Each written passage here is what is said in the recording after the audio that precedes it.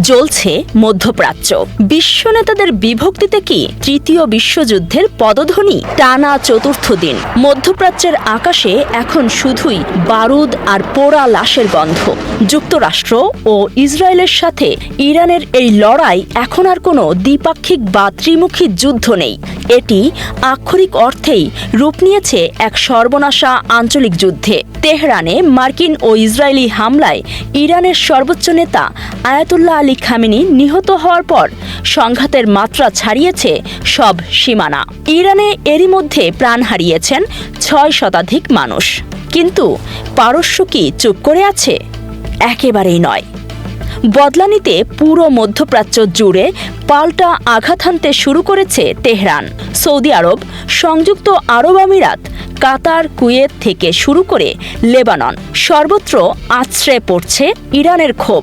শুরুতে এই দেশগুলোতে থাকা মার্কিন সামরিক ঘাঁটিগুলো টার্গেট করা হলেও এখন বেসামরিক স্থাপনাগুলোতেও আঘাত হানছে ইরান। পরিস্থিতি এমন এক খাদের কিনারায় এসে দাঁড়িয়েছে যেখানে দাঁড়িয়ে বিশ্ব নেতারা এখন নিজেদের অবস্থান জানান দিতে বাধ্য হচ্ছেন। বিশ্ব রাজনীতি এখন স্পষ্ট দুই ভাগে বিভক্ত।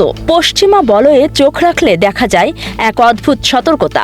ইরাক বা আফগানিস্তান যুদ্ধের সময় যুক্তরাষ্ট্রকে চোখ বন্ধ করে সমর্থন দেওয়ার মিত্র যুক্তরাজ্য এবার হাঁটছে ভিন্ন পথে। ব্রিটিশ সরকার সাফ জানিয়েছে তারা মধ্যপ্রাচ্যে কোনো আঞ্চলিক যুদ্ধ চায় না। যদিও ইরানকে পারমাণবিক অস্ত্র তৈরি করতে দেওয়া উচিত নয় বলে তারা মনে করে, তবে সংঘাত নয় বরং আলোচনার মাধ্যমেই সমাধান চাইছে লন্ডন।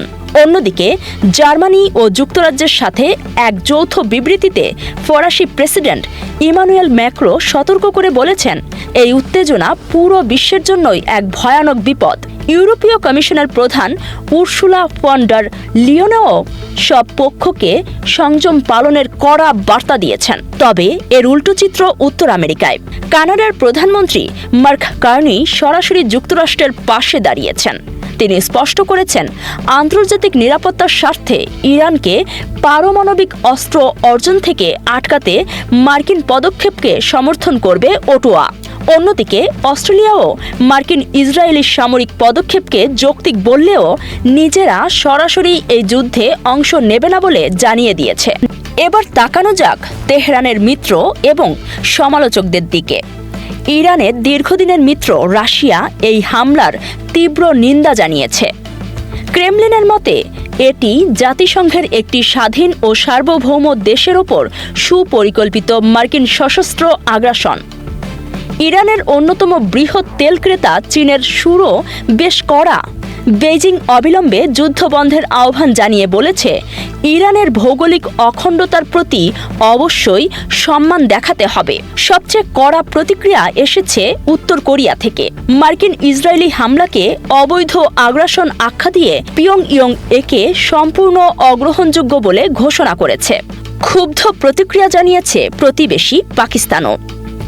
খামেনিকে হত্যার ঘটনাকে আন্তর্জাতিক আইনের চরম লঙ্ঘন উল্লেখ করে পাক প্রধানমন্ত্রী শাহবাজ শরীফ বলেছেন, কোনো রাষ্ট্রপ্রধানকে লক্ষ্যবস্তু বানানোর এই প্রথা ভাঙা ভয়ঙ্কর। এই শোকের মুহূর্তে পাকিস্তানের জনগণ ইরানের পাশেই আছে। পুরো বিশ্ব যখন সরব, তখন আশ্চর্যজনকভাবে নীরব ছিল ভারত। খামেনির মৃত্যু এবং এই যুদ্ধ নিয়ে ভারতের প্রধানমন্ত্রী নরেন্দ্র মোদীর নিশ্চুপ অবস্থান খোদ ভারতকেই সমালোচনার জন্ম দেয়।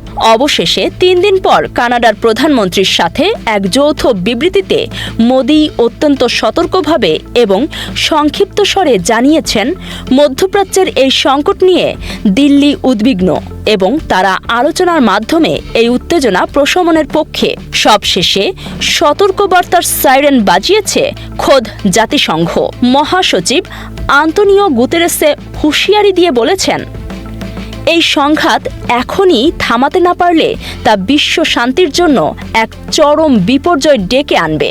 আর জাতিসংঘের মানবাধিকার বিষয়ক প্রধান ভলকার তুর্কও মনে করিয়ে দিয়েছেন সেই চিরন্তন সত্যটি, যে কোনো যুদ্ধেই সবচেয়ে চড়া মূল্য চোকাতে হয় সাধারণ মানুষকে। তাই বেসামরিকদের বাঁচাতে আন্তর্জাতিক আইন মানার কোনো বিকল্প নেই। তৃতীয় বিশ্বযুদ্ধের দ্বারপ্রান্তে দাঁড়িয়ে থাকা এই মধ্যপ্রাচ্য সংকট কোন দিকে মোড় নেয় তার প্রতি মুহূর্তের আপডেট এবং আন্তর্জাতিক রাজনীতির চুলচেরা বিশ্লেষণ জানতে চোখ রাখুন আমাদের চ্যানেলে। এতক্ষণ দেখছিলেন ইকো অফ বাংলাদেশ। প্রতিদিনের এমন নিউজ আপডেট পেতে সাবস্ক্রাইব করুন আমাদের চ্যানেল, সেই সাথে অন করে রাখুন বেল আইকন।